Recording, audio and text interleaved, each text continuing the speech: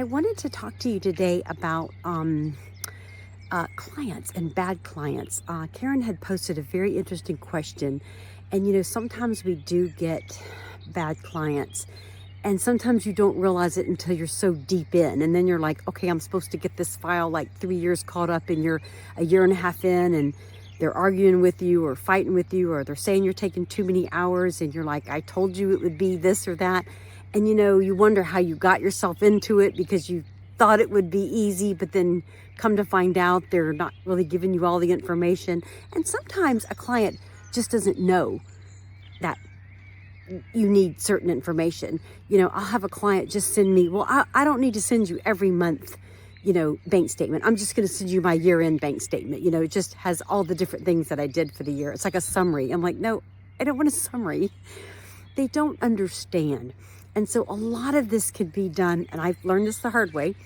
A lot of this can be done when you are interviewing your client or doing your intake. We've talked a little bit about intakes. I've got a video on that as well.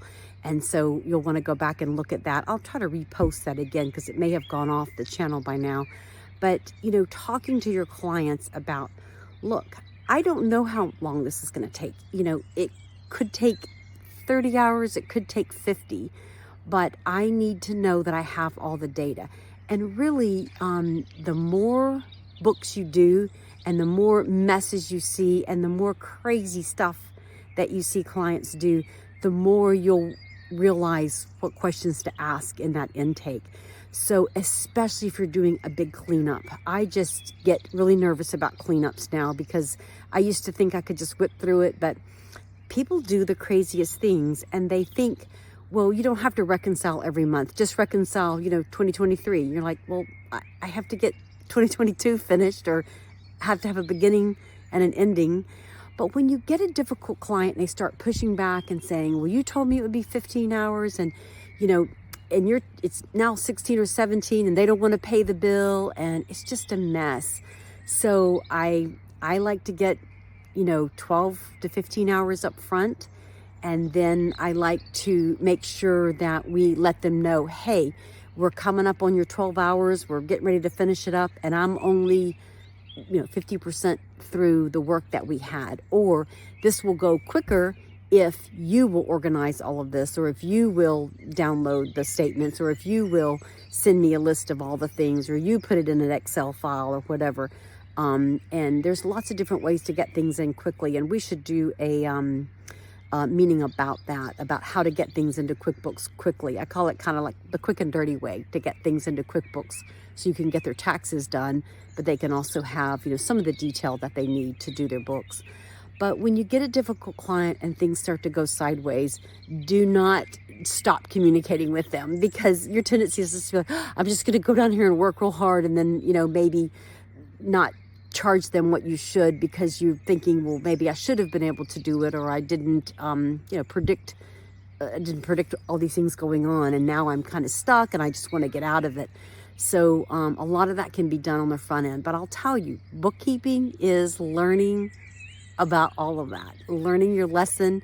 And sometimes you just have to, unfortunately, just let somebody go and just chalk it up to, like, I'm sorry we didn't communicate well in the beginning, and figure out how you can do it better next time. So sometimes you just have to do that. So I hope that you won't get into those situations, but clients are funny. So they can just do weird stuff on you at any time, and if they're not going to cooperate, you have to learn how to set those expectations down, and you will learn over time how to do that. But I'm trying to give you some shortcuts on doing that. But in the interview, asking them, do you commingle? Do you do this? Do you do that? And then getting some money up front, and then just remembering to let them know when you're meeting, hey, I'm up to your prepayment, and I still have a lot of work to do, but let's see if we can divide the work up or something like that, to give them a heads up. I always tell the clients, look, I will do as much or as little work as you want me to do. I just want to meet you where you want to be. I don't want to run up the bill, but I also don't want to give you work that you can't do, or you just simply don't have time to do or don't know how to do. So I kind of try to phrase it that way. Anyway, I hope that helps. And when I get back, we will have a session on how to maybe deal with difficult clients, or how to, prevent some of those situations. So let me know in the comments if you have some situations that you've had to deal with, and if you have any solutions on how you got out of them. I hope you have a good day.